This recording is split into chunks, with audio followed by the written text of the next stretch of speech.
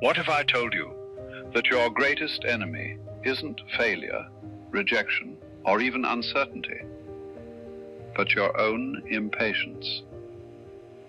That the very thing you're rushing toward is being delayed by your rushing. There's an ancient Chinese saying, "The river that flows slowly cuts the deepest channel." Yet here we are in our modern madness, trying to force the river to run faster, deeper, wider, all at once. You see, we've been conditioned to believe that impatience is productivity, that urgency equals importance. But what if this entire premise is backwards? What if impatience isn't the fuel of achievement, but the very thing that's sabotaging your natural rhythm? In the next few minutes, I'm going to show you why your impatience might be the single greatest barrier between you and everything you desire. And more importantly, how to transform this restless energy into something far more powerful. Picture this. You've planted a seed, a beautiful seed with infinite potential. Now, what would you think of a gardener who, after planting, began digging up the soil every day to check if the roots were growing? Ridiculous, right? Yet this is precisely what we do with our lives, our dreams, our relationships. We plant the seed of intention and then immediately begin the destructive ritual of impatient excavation. But here's what most people don't realize about this digging, and it's going to change how you see patience forever.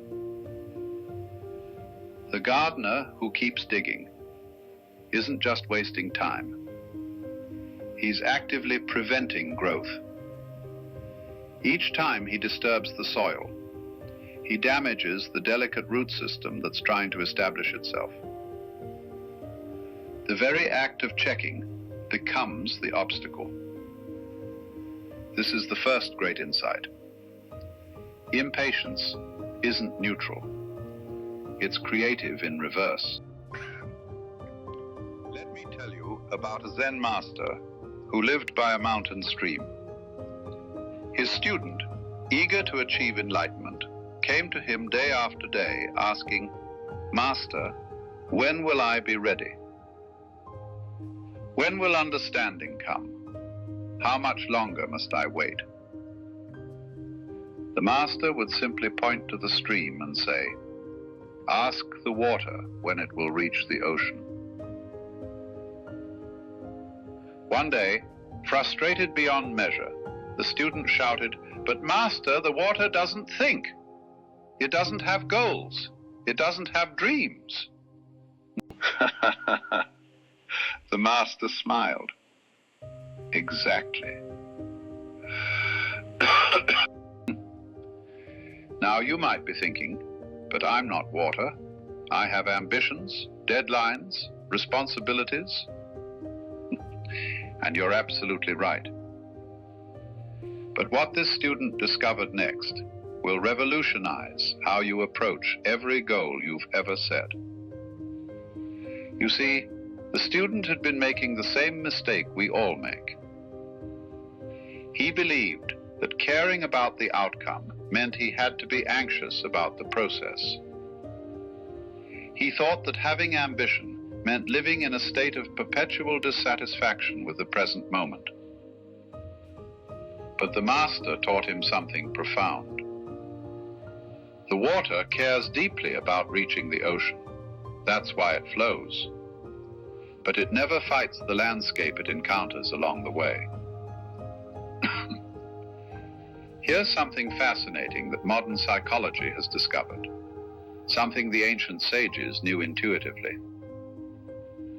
Forcing outcomes actually rewires your brain for anxiety and disconnection from the natural intelligence that guides optimal timing. When you're constantly checking, pushing, demanding immediate results, you activate what neuroscientists call the default mode network, the The part of your brain that creates stories about why things aren't happening fast enough, what's wrong with you, what you should be doing differently. But when you align with natural timing, something extraordinary happens. You activate the flow state network, the part of your brain that recognizes patterns, seizes opportunities, and coordinates complex actions with seemingly effortless precision. And there's a specific practice that can shift you from the anxiety network to the flow network in less than 60 seconds. I'll share it with you in just a moment. But first, think about every major breakthrough in your life. Did any of them happen exactly when you demanded they should? Or did they arrive in their own perfect timing, often surprising you with their elegance? There's a beautiful Chinese concept called Wu Wei, often translated as non-action, but really meaning effortless effort, or action in accordance with the flow of life. Wu Wei doesn't mean being passive. It means being so attuned to the natural rhythms and opportunities around you that your actions feel almost inevitable. Like a surfer who doesn't fight the wave, but uses its power to achieve something neither the surfer nor the wave could accomplish alone. But here's the paradox that trips up most people, and understanding it is the key to transforming your relationship with time itself. Most people think Wu Wei means giving up their goals. Actually, it means giving up their timeline. It means becoming so crystal clear about your intention that you can hold it lightly, allowing it to manifest in the most efficient and elegant way possible. When you're impatient, you're like someone trying to surf by punching the water. When you practice effortless effort, you become like water itself, soft enough to flow around any obstacle, yet powerful enough to carve through solid rock. Here's that practice I promised you. I call it the river reset. And it's designed to shift you from the anxiety of impatience to the intelligence of natural timing in about 60 seconds. Step 1. Acknowledge the rushing. 15 seconds. Place your hand on your chest and simply notice. I'm trying to force this river to flow faster. No judgment, just recognition. Step 2. Connect with your breath. 30 seconds.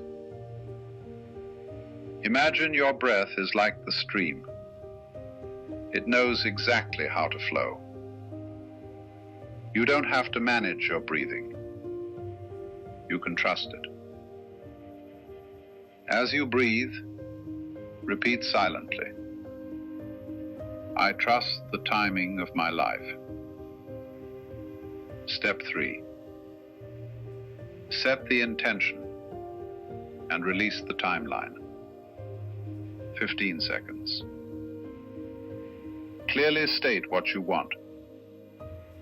Then add this or something better, in the perfect timing for my highest good. Now you might be wondering, but what about deadlines? What about real-world pressures? And that's exactly what we need to address next.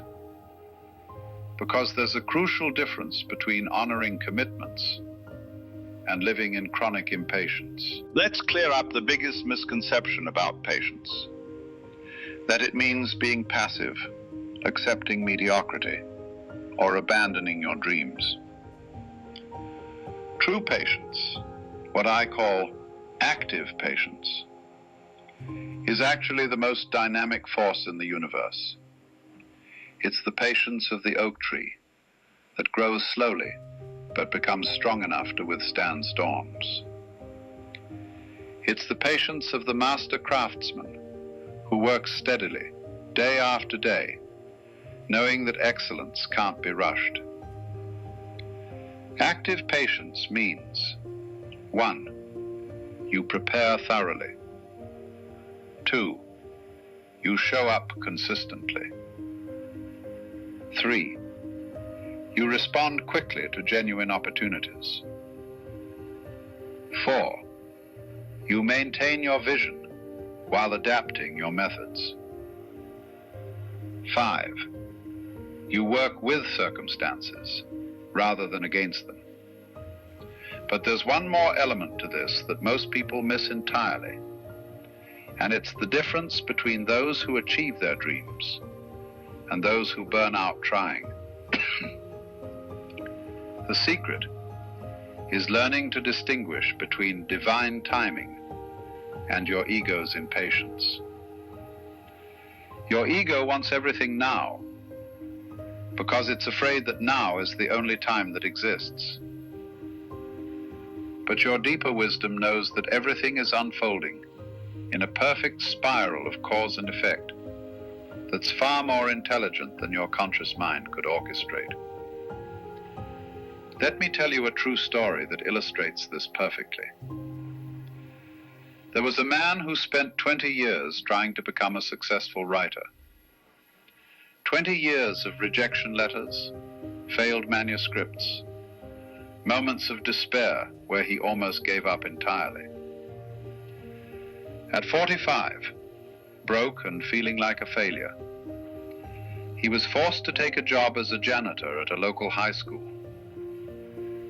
He felt like his dreams had died. But something magical happened in that high school. Working quietly in the halls, he began to really observe teenagers, their language, their struggles, their authentic voices. He started writing again, but this time from a place of genuine understanding, rather than ego-driven ambition. Within 2 years, he'd written a novel that captured the teenage experience so authentically, it became a bestseller. The 20 years of failure hadn't been wasted time. They'd been preparation. The janitor job that felt like defeat was actually the final piece of the puzzle. And this reveals something profound about how the universe actually works.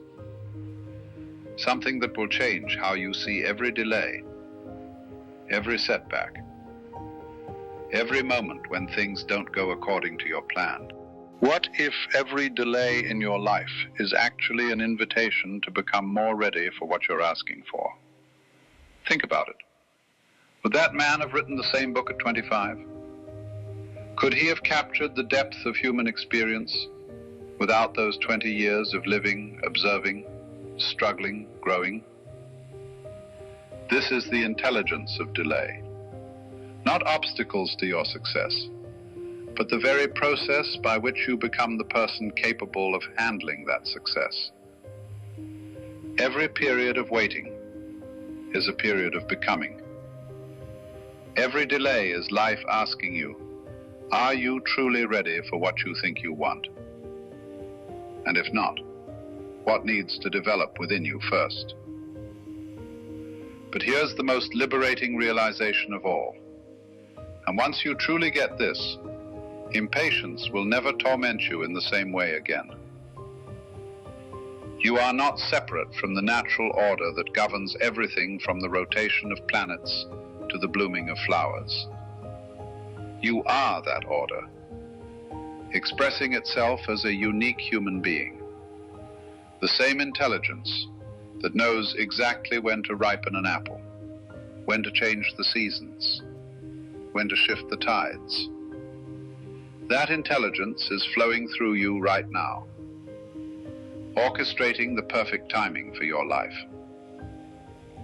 Your impatience is like a wave trying to rush ahead of the ocean. But you are the ocean. You contain within yourself the same wisdom that has been successfully orchestrating the universe for billions of years. When you align with this truth, something miraculous happens. You stop fighting your life and start flowing with it. You stop demanding that the river change its course and start dancing with its natural current. And that brings us to the final piece. The one practice that will transform not just your relationship with timing, but your entire experience of being alive. Every morning, before you check your phone, before you dive into your to-do list, spend 5 minutes with this simple practice.